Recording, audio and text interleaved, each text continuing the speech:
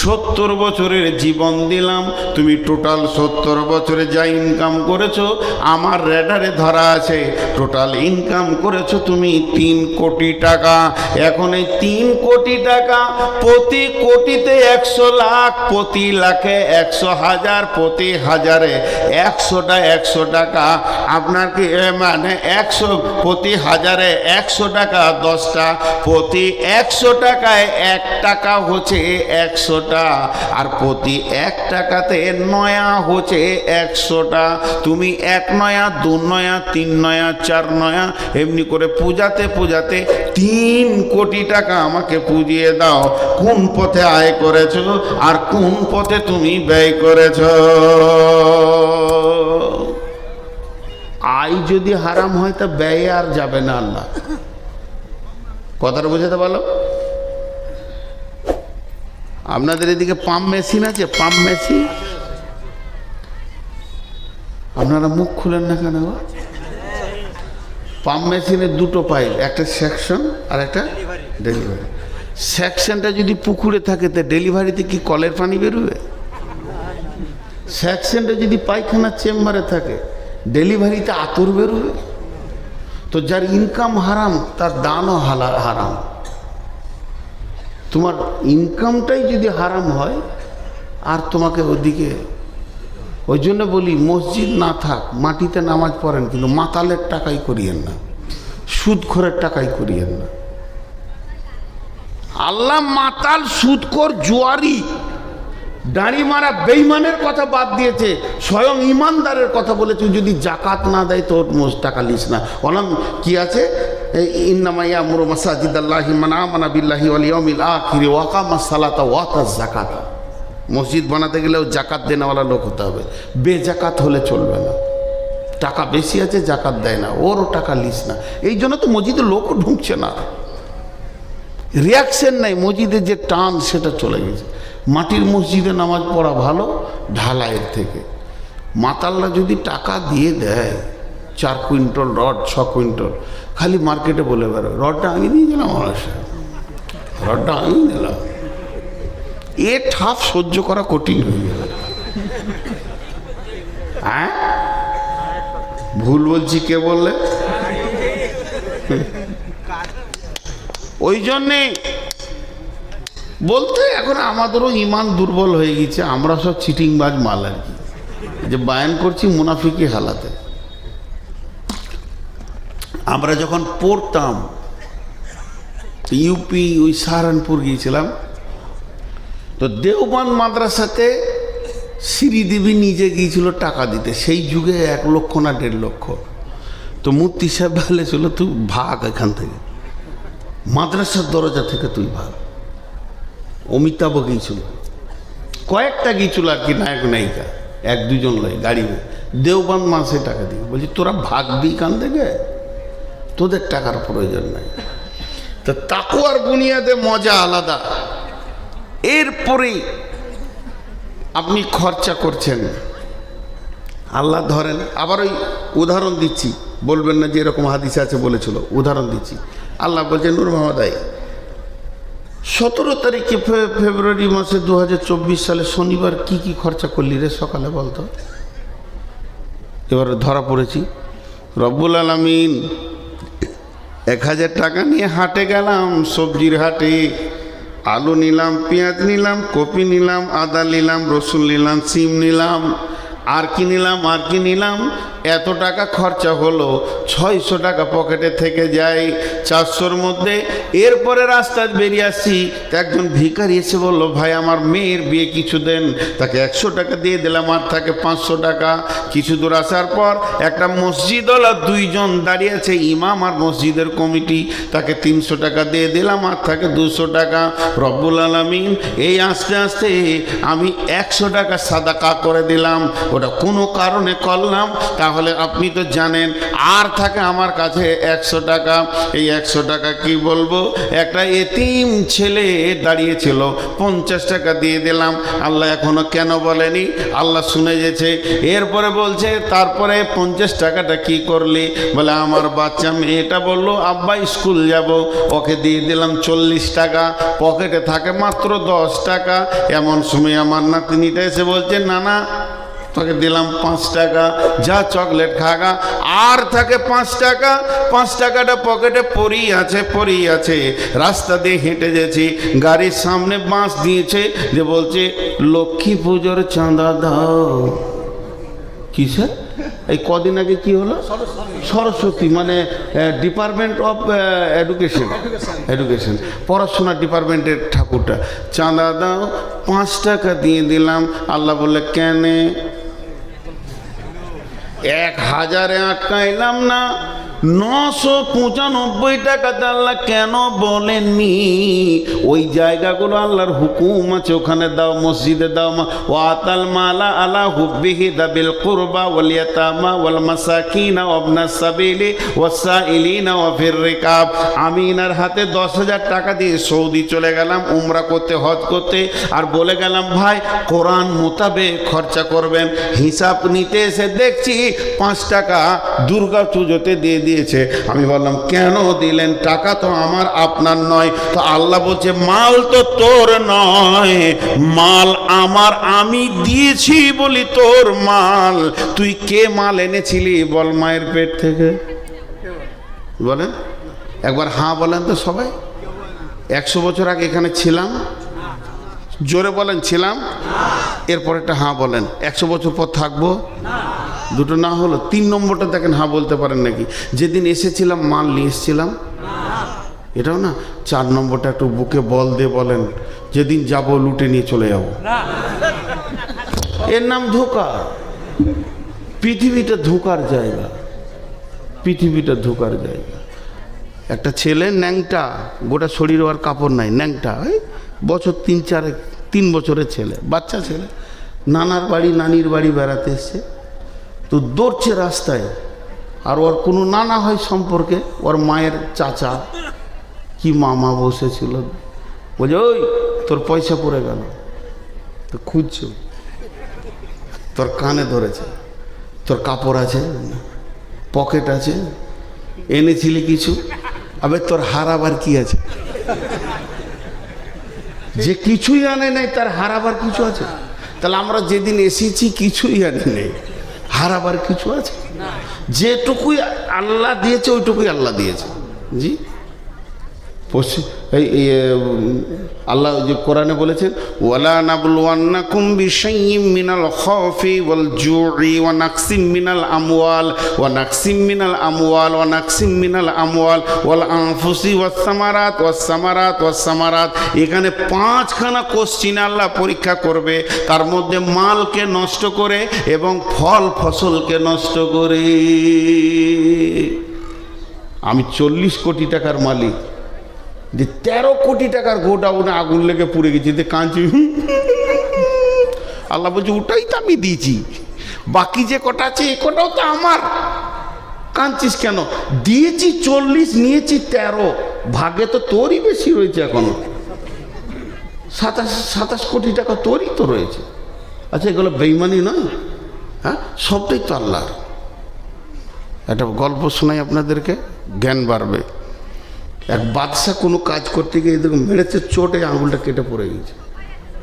তো বাদশার আঙুল কেটে গেছে, পূজারা সব কেঁদে দেশ ভাসিয়ে দিল।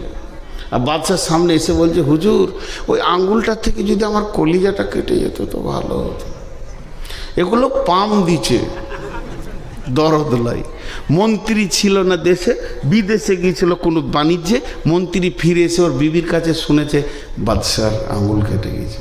সকালে উঠে গিয়ে বলছে, মন ভারী করে বসে আছে বাদশা, যে সবাই তো ইন্নালিল্লাহ বললো আর চোখের পানি ফেললো, এখন মন্ত্রী কি বলে দেখি। মন্ত্রী এসে বলছে ওস্তাদ হাতটা দেখি স্যার। মন্ত্রী বলছে আলহামদুলিল্লাহ। কলজেটা কত জলে, কলজে জলা কোথাও বাকি থাকবে? আলহামদুলিল্লাহ। সঙ্গে সঙ্গে বলছে, প্রহরী জেলখানার দরজাটা খুলো, বেঈমানকে ভরে দাও। আমার খায় আর আমার বিরুদ্ধে কথা বলে, আমার আঙুল কেটে গেছে আর বলছে আলহামদুলিল্লাহ, ওকে জেলে ভরে তালা মেরে দাও। ওকে জেলে ভরে তালা মেরে দেওয়া হলো। এবার বলছে আমি একটু আসি, একটু শিকার টিকার করে আসি, হরিণ টরিণ, তারপরে বেঈমানকে উচিত শিক্ষা দিব। কেমন করে ও আলহামদুলিল্লাহ বলেছে। হরিণ শিকার করতে গিয়ে জঙ্গলের ভিতরে রাস্তা ভুলে নাগাল্যান্ডে চলে গেছে। নাগাল্যান্ড বুঝেন তো, মানুষে মানুষ খায় ভারতবর্ষে।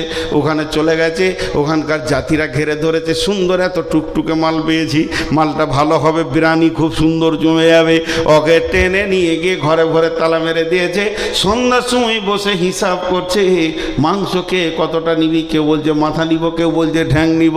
এবার বাদশাহ বলছে আর বাড়ি ফেরা হলো না, কাল সকালে তো আমাকে পিস পিস করে কেটে খেয়ে নেবে।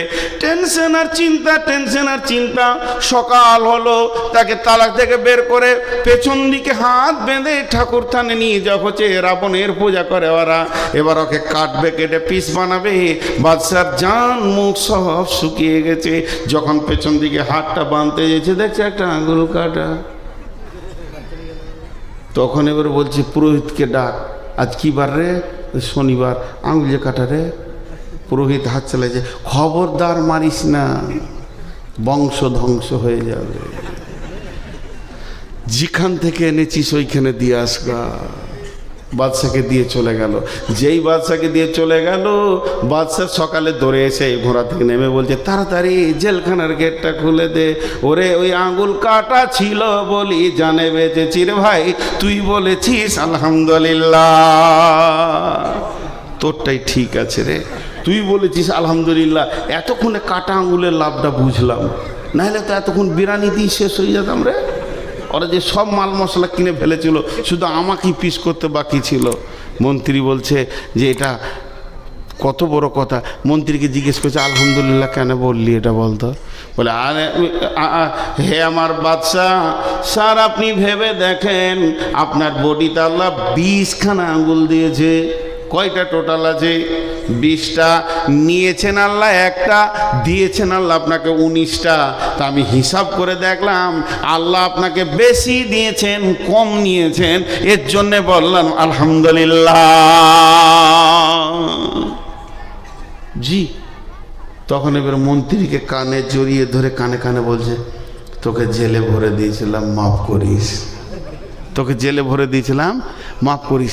মন্ত্রী বলছে মাফ কেন করব, জেলে ছিলাম আলহামদুলিল্লাহ, যদি আপনার সাথে যেতাম আমার তো আঙ্গুল কাটা নাই, আমার তো আর ফিরা হতো না। তাই জেলটা আমার জন্য আলহামদুলিল্লাহ।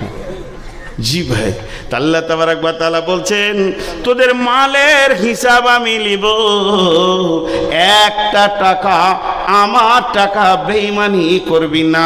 আর আল্লাহ তাবারাক ওয়া তাআলা রাসূল বলছেন, এটা তো একদিকে গেল, আর একদিকে একটা নিয়ে আসেন। বিসমিল্লাহির রহমানির রহিম, মান কাতা মিরাসা ওয়ারিসিহি কাতা আল্লাহু মিরাসাহু ইয়াউমাল কিয়ামাতি ফিল জান্নাহ। বিশ্বনবী বলছেন কেউ যদি মালের বেঈমানি করে, ছোট ছেলেকে লিখে দেয়, বেটাদেরকে লিখে দেয়, মেয়েকে ফাঁকি দেয়, বড় ছেলেকে ফাঁকি দেয়, এই যে মালের ওয়ারিসকে গোলমাল করে, আল্লাহ তার জান্নাতকে কেটে ও খেয়ে দিয়ে দেবে। আমি 40 বিঘে জমির মালিক, 50 বিঘে জমির মালিক, 200 বিঘে জমির মালিক, আসলে জমি আমার নয়, জমির মালিক আল্লাহ। আর আমার ওরসে আমার বিবির পেটে কটা হবে, আর সেই জমির ভাগ কে কে নেবে, এটা আল্লাহ করে দিয়েছে। অতএব আল্লাহর কলমের বাইরে আমাদের কলম চালানো যাবে না। আপনাদের নলহাটিতে এরকম আছে, জমি লেখালেখি নাই, ফাঁকি মেরে দিয়ে লিখে দিলে, হজ করার আগেই আবার দিছে। আহা, এই যে কি ডেঞ্জার সাজি পৌঁছাইছে ওখানে। ও সে আগেই লিখে দিয়েছে, দেখেন। হ্যাঁ আল্লাহ, বড় বড় আলেমদেরকে জিজ্ঞেস করবেন, কিছু আলেমের ফতোয়া যে এরা জীবিত জাহান্নামী, খালি যদিন শ্বাস লিছে দুনিয়াতে, মরবে তো জাহান্নামে যাবে। তার মানে ও কি বলেছে জানেন? ও বলতে চাইছে আল্লাহ আপনার বুদ্ধি শুদ্ধি কম, আমার ব্রেনটাই ঠিক আছে, আমি যেটা করছি এটাই ঠিক। পরোক্ষভাবে কোরআনকে নেকেট করছে, অনেকগুলো গোনা করছে, অনেকগুলো, যে অমুক পেয়ে যাবে, এ পেয়ে যাবে, ও পেয়ে যাবে, বোঝে না। খবরদার না, মালের মালিক আল্লাহ। চলেন এবার দুটি ঘটনা আপনাদেরকে শোনাই। হযরতে ওসমান গনি রাদিয়াল্লাহু তাআলা আনহু মদিনার হাটে নিজে গম বিক্রি করতে গেছেন।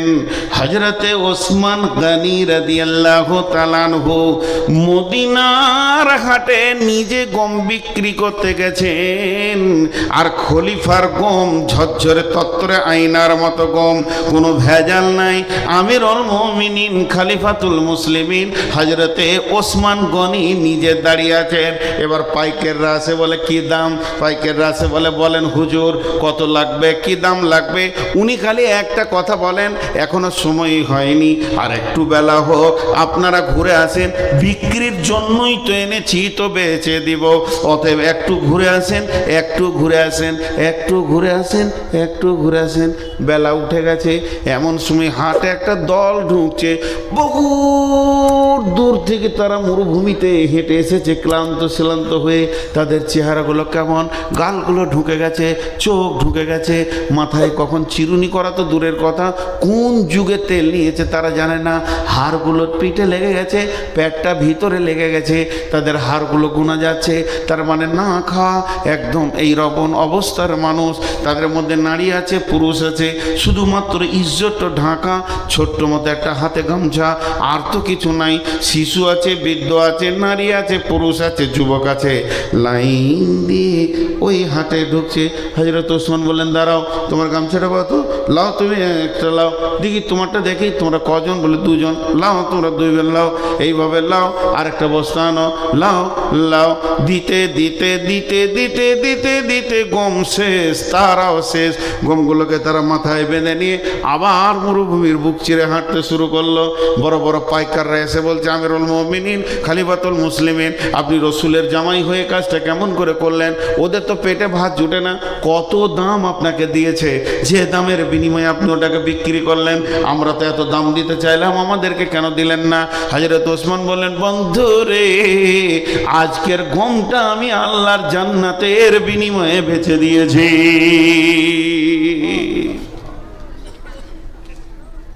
এখন যদি মাদ্রাসার জন্য টাকা নিতে হয়, তাদেরকে পাম দিতে হচ্ছে, পাম দিতে হচ্ছে, টাকা দে, আবার সুর করে বলতে হচ্ছে। সুর করে না বললে তো খালারা 1 টাকা দিবে না, ওর কলজে ঠান্ডা করার মতো বলতে হচ্ছে। আর আমাদের এই কি আউয়াল ভাই দুদিকে ঠু উড়ে গেছে, এমনি মোটা মানুষ, ঘেমে কল কল করে। এই টাকার পাহাড়, লাখে লাখে ঝাঁকে ঝাঁকে কাটে হাজারো হাজার, শেষকালে গুনে দেখে 3 কুড়ি যা, খালি 10 টাকা লোক। এই হয়ে গেছে আমাদের আদায়ের সিস্টেম। জি, আদায়ের সিস্টেম। আদায় 2-3 জায়গা খুব ভালো দেখেছি। দুটো না বললে জ্ঞান বাড়ে না।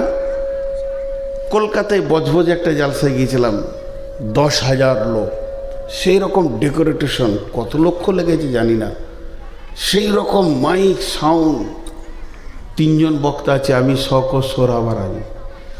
তো হেড মৌলানা আমার কানে এসে বলছে, কালেকশন করবেন আপনি, মাঝে দিয়েছি, 15 মিনিটের বেশি কালেকশন করিয়েন না, তাহলে এটা রেগে যাবে। সব শিক্ষিত মানুষ, কলকাতার ব্যবসায়ী। 15 মিনিটের টোটাল কালেকশন হলো আর 3,500 না 4,000, 1,000, 500, 100, 200। তাই আমি বলছি, কী হবে রে, মাসে চলবে কী করে এত বড় মাদ্রাসা? খেতে মন দিয়েছে না, আমাকে সরাসরি শখের সাথে নিয়ে গেলেন, চলো চলো খেলেন। তো হেড মৌলানার মনে কোনো টেনশন নাই, হাসছে ঘুরছে। মানে কী ব্যাপার? খাওয়া রাখে থাকতে না পেরে হেড মৌলানাকে বলছি, ভাই এই 2,5-3 হাজার টাকায় মাসে চলবে? বলছেন না, আমাদের নগদ কালেকশন হয়েছে 36 লক্ষ টাকা, আর বাকি তো আছে আরো 20-50 লাখ। এটা বাচ্চা ছেলেরা দিয়েছে একটা, বাস। ওদের সিস্টেম কি, তোমার ঘরে যখন শালির বিয়ের কার্ড আসে, শালার বিয়ের কার্ড আসে, বন্ধুর বিয়ের কার্ড আছে, তোমার বিবেকের চেতনা হয় যে কি দিব না দিব, তুমি রেডি হও। আর মাদ্রাসার জালসার কাগজ পৌঁছে তোমার বিবেক নাই যে ওখানে আমি 200 টাকা 500 টাকা দিব। তো যেদিন জালসার ডেট তার 3 দিন আগে পর্যন্ত এলাকার লোক সব টাকা নিজে এসে মাসে দিয়ে চলে গেছে। বলছে খালি বসে থাকতে হয় দুটো মৌলবীকে, ওরা চেক নেবে আর কি, 5000 একটা চেক দিয়ে দিল। হ্যাঁ হ্যাঁ হ্যাঁ হ্যাঁ, তো কি সুন্দর সিস্টেম। আর আমাদের শক্তিগড় এখানে আমরাই বলে একটা গ্রাম আছে, 150 লোক বসে আছে, আর ইমাম সাহেব খালি আমাকে খুঁজছে মসজিদটা গোটা করতে হবে। আর 15 বছর আগে তখন ইঞ্জিনিয়ার বলে গেছে 7.5 লক্ষ টাকা লাগবে, অন্তত 10 লাখ টাকা করেন। আচ্ছা 150 লোকে 10 লাখ কালেকশন হবে? জানটা জ্বলে যেতে। আর ইমাম সাহেব বলছে আপনি উঠে যেন না হবে। তো যাক, ওই গাঁয়ে বাস করার আইডিয়া আছে। একটা যুবক উঠে বলছে আমাদের গাঁয়ে 7খানা বংশ আছে, তো যদি 10 লাখ লাগে তো 7 ভাগের 1 ভাগ আমি দিয়ে দেবো। হয়ে গেল। আর একজন উঠে বলছে হুজুর মাইক ছেড়ে দেন, ও ইট যা লাগবে আমার, শুরু থেকে শেষ। মিস্ত্রি বলবো আর ইট লাগবে না, সেই দিন ইট বন্ধ হবে। একজন বলল বালি আমার, একজন বলল সিমেন্ট আমার, একজন বলল পাথর আমার, একজন বলল রড আমার, একজন বলল ফার্নিচার আমার, একজন বলল মার্বেল আমার, একজন বলল মিস্ত্রি আমার, একজন বলল লিভার আমার। মসজিদে যা ছিল রং পর্যন্ত হয়ে গেল। ইমাম সাহেব বলছে ছেড়ে দিই, শেষ দোয়া করে। বলছে না, আর একটা মাল আছে। ওকে ধরে আনতে গিয়েছে, ও আসে না এখন। তারপর চলে এলো। আমি বললাম ভাই আপনার অপেক্ষায় আমাকে ইমাম সাহেব বসিয়ে রেখেছে, এত লেট করে। বলছে আচ্ছা ঠিক আছে, ওই যে এরা যে মালটা দিবে বলেছে ওই টাকাগুলো নিয়ে মসজিদের নামে ব্যাংকে ভরে দেন, কাল থেকে মসজিদটা গোটাই আমার আছে। এদের জন্য বায়ানো হয় নাই, সুর করে দিতে হয়নি, পাম দিতে হচ্ছে আমাদেরকে। হ্যাঁ, কিন্তু বিয়ে দেওয়ার পর শ্বশুর বাড়ি কবে যেতে হবে এটা বলতে হচ্ছে না, মেরে দিচ্ছে তো। ঠিক টাইমে টাইমে টিপ মারছে, কিন্তু এখানে যে ওকে টাকা দিতে হবে ওকে গুঁতিয়ে বলতে হচ্ছে। 4টা বক্তা লাগছে। জি, এরপরে শোনেন, জান দেওয়া কাকে বলে? জান দেওয়া কাকে বলে? ওহুদের প্রান্তে আল্লাহর নবী লোহার জামা পরেছিলেন, বর্মা পরেছিলেন, লোহার চাদর রসুল পরেছিলেন। স্বাভাবিকতায় রসুলের শরীরটা ভারী হয়ে গেছিল, 2 দিকে 3 দিকে মহড়া চলছে। কোনোদিন যদি আমার সঙ্গে ওহুদের প্রান্তে যান, নবীজি কোথা ছিলেন এবং আমির হামজার লাশ কোথা ছিল, হজরতের জারিরের লাশ কোথা ছিল, কোন কোনে ডিউটি ছিল, এগুলো একটা একটা করে তিলে তিলে তিলে তিলে বুঝিয়ে দেবো বন্ধু। এবছর রমজানে যাচ্ছি উমরাতে, আবার হজে যাচ্ছি, হজের পরে 3খানা গ্রুপ নিয়ে যাব ইনশাআল্লাহ। মানুষ বুঝেছে নূর মোহাম্মদের সঙ্গে যাব, খেতে না পায় বিছানা না পায়, অন্তত ইতিহাসগুলোকে গ্রহণ করে নিয়ে আসবো। এবার আল্লাহর নবী উঠতে চাইছে একটা পাথরে, উঠতে চাইছে একটা পাথরে, শরীরটা একটু ভারী। হযরতে তালহা নজর করে দেখে নিয়েছেন যে এই যে যুদ্ধের মহড়া চলছে, নিশ্চয়ই নবীজি ওই পাথরে উঠলে ইসলামের লাভ হবে। তো নবীজি উঠতে পারছেন, একটা সিঁড়ি দরকার, তা তাড়াতাড়ি করে একটা পাথর এনে পায়ে দিলেন। জিন না, হযরতে তালহা লম্বা হয়ে শুয়ে পড়লেন, দিয়ে বললেন ইয়া রাসূলুল্লাহ আপনি আমার বুকে পা রেখে উঠে যান, আমার বুকে পা রাখেন। জি, একটা লোক খালি বলতো এ আল্লাহ আমি যদি সাহাবী হতাম রসুলের খিদমত করতাম, এ আল্লাহ আমি সাহাবী হলে রসুলের খিদমত করতাম। 20 বছর ধরে খালি কাঁদছে, কত রসুলকে ভালোবাসে। একদিন রসুলকে স্বপ্নে দেখছেন, এটা গল্প বলছি, আবার কালকে বলবেন না যে বুখারী। একটা উদাহরণ দিচ্ছি, এই হাদিসটার, তালহার হাদিসটার উদাহরণ দিচ্ছি। ও রাতে স্বপ্ন দেখছে যে রাসূলুল্লাহ সাল্লাল্লাহু আলাইহি ওয়াসাল্লামের সঙ্গে একটা গাড়িতে চেপে কোথায় যাচ্ছে, সব সাহাবীরাও আছে। ও ওর কপালে জুটে গিয়েছে, যে দেখছে এক জায়গায় রাস্তাটা কাটা, তো চাকটা তো ওখানে বসে যাবে। ও আগে লাফ মেরেছে, আজকে সুযোগ পেয়েছি খিদমত করব। মারলো দৌড় ইট খুঁজতে, কোথায় ইট পাবো, এখানে দিয়ে দেবো, চাকটা পেরিয়ে যাবে। ইট নিয়ে যখন ওখানে আসছে তখন দেখছি 2জন সাহাবী নিজে শুয়ে গেছে, গাড়িটা পেরিয়ে গেল। হবে না, ওদের সাথে আমাদের তুলনা করা যাবে না। তালহা তো একটা পাথর খুঁজতে যেতে পারতেন, কিন্তু নিজে শুয়ে গেলেন। যখনই নিজে শুয়ে গেলেন আল্লাহর নবী তালহার বুকে পাটা রাখলেন আর জবান দিয়ে কি বললেন? নবীজি বললেন, তালহা রে, তুমি নিজের জন্য জান্নাতকে ওয়াজিব করে নিলে। তারা জানতো, যারা গাড়ি চালাতে জানেন, অন্তত মোটর সাইকেল হোক, চার চাকা হোক, গাড়ি বলে আমাকে এখন ডবল গিয়ার দাও, 3 গিয়ার দাও, 4 গিয়ার দাও, টপে দাও, বলে গাড়ি।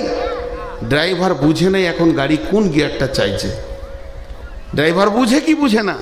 তো সাহাবীরা ছিলেন ড্রাইভার, তারা বুঝে নিত যে এখন কি চাইছে। রাসূলুল্লাহ সাল্লাল্লাহু আলাইহি ওয়াসাল্লাম যে গর্তে ঢুকেছিলেন, এখন সেই গর্তটাকে বন্ধ করে দিয়েছে সরকার, যেতে দেয় না। ওই গর্তে আমি ঢুকেছি, যে গর্তে তালহা রসুলকে রেখে 180টা তীর খেয়েছিলেন। এত সুন্দর গর্তটা। আমি ঢুকেছি, আমার বিবি ঢুকেছে, আমার মেয়ে ঢুকেছে। ওই গর্তের সামনে যখন গেলাম মনে পড়ল কাফের বেঈমানেরা তীর রেডি করেছেন, রসুলকে পৃথিবীর বুক থেকে সরিয়ে দেবে। বেঈমান, তোরা কি পারবি আল্লাহ না বললে?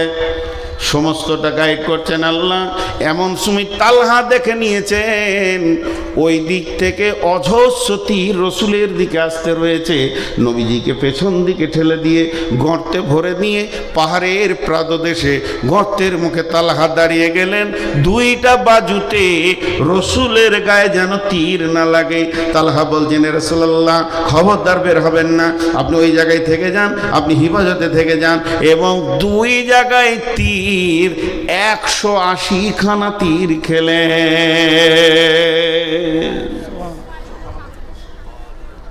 টাকা লাগবে না মাদ্রাসা করতে, দেন তো বিলাল কটা। কি ছিল সাহাবীরা? আল্লাহ রসুলকে হুমকি দেয়নি? ওয়াজাদাকা জালান ফাদা ওয়াজাদাকা আইলান ফাগনা ফাম্মাল ইয়াতীমা ফালা তাকহার। হে নবী, তোমাকে আমি কি দিইনি? সাহাবীদের মিজাজগুলো তোমার দিকে করে দিয়েছিলাম। ওই তালহা যেদিন মারা গেলেন, তালহা যেদিন পৃথিবী থেকে চলে গেলেন, আল্লাহর নবী তালহার লাশটা কবরে রেখে আল্লাহকে বললেন, আল্লাহ যেদিন ইসরাফিল সুর ফুঁকবে, তালহা কিয়ামতের মাঠে উঠবে, তুমি তালহাকে দেখে হাসবে আর তালহা তোমাকে দেখে হাসবি। জীবন কি, কখন কি দিতে হয় আমরা জানি না। আব্দুল্লাহ চলবাতে জাইনের ঘটনা, জি আব্দুল্লাহ, ওর আসল নাম ছিল আব্দুল উজ্জা। ওর বাপ মারা গিয়েছিল, চাচার কাছে মানুষ হয়েছে, মা বিধবা, চাচা অনেক টাকাওয়ালা। গোপনে গোপনে রসুলের কাছে ঈমান নিয়ে চলে এসেছে। অনেক লম্বা ঘটনা, ছোট করে বলছি। ওর চাচা যখন জানতে পারলো আব্দুল উজ্জা ঈমান এনেছে, আব্দুল উজ্জা, জি চাচা তুই বেঈমান হয়ে গেছিস, মানে ওদের হিসেবে। বলে না, বেঈমান হয়নি, বরং ঈমান এনেছি। প্রকাশ করে দিল। ছাড়বি? বলে না, মহাসত্যকে ছাড়া যায় না। শুধু ছাড়া তো দূরের কথা, আবার চাচাকে কি বলছে দেখেন, চাচা তুমিও ইসলাম গ্রহণ করলো। কি দাওয়াত! বলছে বাড়ি থেকে বেরিয়ে যাও, যদি মোহাম্মদের দিন না ছাড়বি তোকে সমস্ত মাল থেকে তোকে একদম বহিষ্কার করা হবে, সমস্ত মাল থেকে মাহরুম করা হবে। আব্দুল্লাহ নাম রেখেছিলেন নবীজি। ওই ছেলেটার নাম নবীজি যেদিন কালেমা পড়ান বলেন, আব্দুল্লাহ তুমি আর আব্দুল উজ্জা নও, আমি তোমার নাম রাখলাম আব্দুল্লাহ। আব্দুল উজ্জা, উজ্জা ঠাকুরের গোলাম, আমি রাখলাম তোমার নাম আব্দুল্লাহ। আব্দুল্লাহ মানে আল্লাহর গোলাম। বিশ্বনবী ইসলাম শিখাচ্ছেন, দিন শিখাচ্ছেন মসজিদে নববীতে সাহাবীদেরকে। আর 2খানা আপনার একটা কম্বল ছিঁড়ে অর্ধেক গায়ে অর্ধেক পাছায়নি, নুড়ি সুড়ি হয়ে দরজার পাশে বসে আছেন। যখন নবীজি বেরিয়ে আসছেন, দেখি বল কি ব্যাপার আব্দুল্লাহ?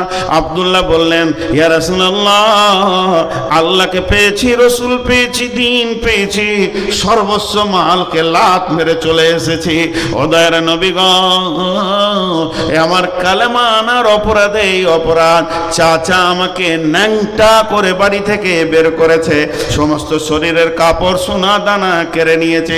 শুধু তাই নয়, লুঙ্গিটাও কেড়ে নিয়েছে। আমি যুবক, আমি অ্যাডাল, আমি ব্যাচেলিয়র। মায়ের কাছে গেলাম, মা তুমি আমাকে মাফ করে দাও। মা চোখে হাত দিয়ে কম্বলটা ছুড়ে দিল। ওই কম্বলটা আমি গায়ে আর পাছায় জড়িয়ে নিয়েছি। নবীজি আব্দুল্লাহকে বললেন, তুমি আসাবে সুফাদের ভিতরে থাকো। আসাবেদের সুফাদের ভিতরে জোরে জোরে কোরআন পড়তো। এর জন্য নবীজিকে অভিযোগ করা হলো, আব্দুল্লাহ জোরে জোরে কোরআন পড়ে। নবীজি বলছেন, আব্দুল্লাহ জোরে কোরআন পড়বে রে, তোমরা সহ্য করে নাও। শুধু কোরআনের মহব্বতে অনেক বড় ত্যাগ করে বেরিয়ে এসেছে রে। অতএব আব্দুল্লাহকে কেউ তোমরা রুখবে না।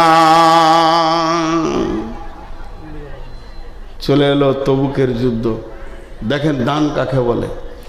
তবুকের যুদ্ধতে এলান করে দিলেন আল্লাহ রসুল, যার কাছে যা আছে মসজিদে নববীতে জমা করো। হঠাৎ অভিযান, মাল চলে আসছে। সাহাবীরা, ইয়া রাসূলুল্লাহ এটা আমার, ইয়া রাসূলুল্লাহ এটা আমার। উমর আনছেন, আবু বকর আনছেন, আলী আনছেন। সবাই নিজের নিজের মাল মসজিদে ঢেরি লেগে যাচ্ছে। মালের চুর শুরু হয়ে গেছে। আব্দুল্লাহ খালি একবার উঠছে আবার বসছে। আমার দিকে তাকান, আব্দুল্লাহ একবার করে উঠছে আর বসছে। লাও, বাংলাদেশি এসছে, তাদের দেখতে হবে না। আমি তো ইন্ডিয়ান রে ভাই, বাংলাদেশের এইটুকু দেশ। আপনারা একটু ধ্যান দেন। উঠছে বসছে, উঠছে বসছে, ভিতরে যেন একটা বেচৈন ভাব। কথাটা বোঝাতে পারলাম?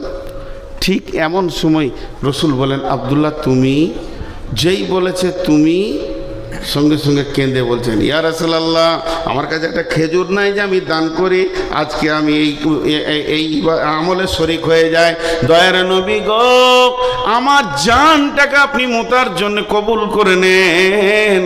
আব্দুল্লাহকে নবীজি বললেন, চলো তুমি কবুল হয়ে গেছো। যখন আব্দুল্লাহ মুতার জন্য বেরিয়ে যাচ্ছেন, বিশ্বনবী বললেন, আল্লাহ আমি আব্দুল্লাহর রক্তকে বেঈমানদের জন্য হারাম করে দিলাম। এই কথা যখনই বললেন, তো আব্দুল্লাহ ডুকরে কেঁদে উঠলেন, ও দয়ার নবী গো, আমাকে রক্ত কেন আপনি হারাম করলেন? আমি তো শহীদ হওয়ার আকাঙ্ক্ষায় যাচ্ছি। লম্বা ঘটনা। এই আব্দুল্লাহ খোলা আকাশের নিচে কয়েকদিন মহড়া করেছিল জোরদার, তার জন্য তার জ্বর হয়ে গেছিল। জ্বরে আক্রান্ত হয়ে যখন মারা গেল, ওই লাশ আনা হলো এবং বিশ্বনবী জানাজা পড়লেন। বিশ্বনবী আব্দুল্লাহর লাশকে কবরে রাখলেন এবং আল্লাহকে বললেন, আল্লাহ আমি আব্দুল্লাহর উপরে খুশি আছি, তুমিও খুশি হয়ে যাও। 5 মিনিটের বেশি থাকবো না। কেউ আছেন 10,000 দিবেন? মাইকের নাম প্রচার করব না। কেউ আছেন 10,000 5,000 দিবেন? আল্লাহর জন্য দেবেন। যে দেশেরই হোক, যিনি আমার পরে বক্তা, উনি আজকে আমাদের জন্য অনেক সম্মানী, কারণ বিদেশি মেহমান। আর আমরা যত বড়ই হই না কেন ঘরের মানুষ, বিধায় মেহমানকে সম্মান দেওয়া এটা রসুলের সুন্নত এবং আল্লাহর হুকুম। কেউ আছেন আল্লাহর গোলাম? একজনও নেই। ইন্নালিল্লাহ। কয় টাকা? কত? 3,000। দেখেন ছেলে মানুষ, তাই 3,000 দিচ্ছে। হ্যাঁ, এক জায়গায় কালেকশন করেছিলাম, আর লোক উঠতে শুরু করেছে। আল্লাহ ঘর যায় না, হাসপাতাল পাঠিয়ে দেওয়া হয়। সারা স্লিপ করে কোথাও পড়বে, নাক পাক ফেতড়ে ছাতড়ে হাসপাতাল যায়। টাকা পিড়ে রস বার করে নেবার না। জি, টাকা বের করে আল্লাহর কাছে 2-3টে মেশিন আছে। একটা হচ্ছে হাসপাতাল, কোর্ট। এখানে না দিবে তো ওখানে পিড়ে বার করবে। টাকা নিয়ে যেতে দেবেন আল্লাহ। কেউ আছেন আল্লাহর গোলাম? দেবে না গো, আমাকে কেউ দেখতে পারে না, তার থেকে পালিয়ে যায় ভালো, বেজ্জতি হওয়ার থেকে। 3,000 টাকা দিয়েছে। জি। আর কেউ আছেন? আসলে বিদেশি মেহমানের হাতে দিবে তো নেকি বেশি নেবে। জি না, ওকে পেশাব লেগেছে। কোন ভেজালে কথা বলছেন? আর যে মোটা মুলবি কালেকশন করেছে আউয়াল ভাই, সব একদম নিয়ে নিয়েছে। দেন 500 বাপ মায়ের নামে। কি করেন? বর্তমান কিছু করি না। আগে কি করতেন? আগে খালি হতো। মাশাআল্লাহ, আল্লাহ হেফাজত করুন। দেখেন, তাও তো 500 দিল। আচ্ছা, একটা কথা বলি, মেহমান এসে গেছেন, আমি ছেড়ে দিচ্ছি। হ্যাঁ, বেনামিতে 2000 দিয়েছে। আচ্ছা, দিবে সকলে, মেহমানের হাতে দেবে ইনশাআল্লাহ। আর আমাদের দিকের লোকের অভ্যাস আছে। জি জি, তো হায়াত বাকি, তো মোলাকাত বাকি। শুধু একটাই কথা খেয়াল রাখবেন, জান আর মালের হিসাব লাগবে কিয়ামতের মাঠে।